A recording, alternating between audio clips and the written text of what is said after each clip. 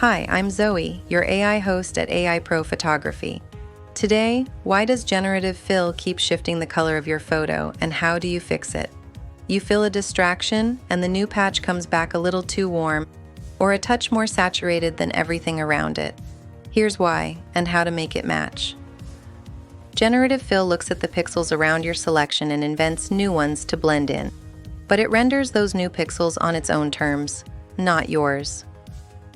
Two things throw the color off. The fill often comes back in a different color space than your document, and the AI harmonizes the patch to what it thinks the scene should look like, not the exact grade you've already applied. So the tell is a soft seam. The filled area sits slightly warmer, cooler, or more saturated than its surroundings, and your eye catches the mismatch even on a clean edit. The fixes are simple. Keep one consistent color space across the document and the export.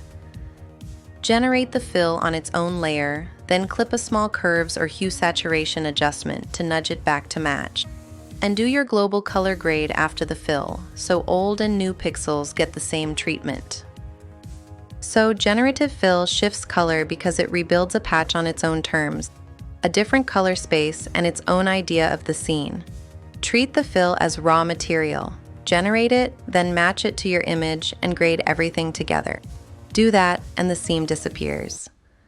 For more real-world AI photography tests, visit AIProphotography.com.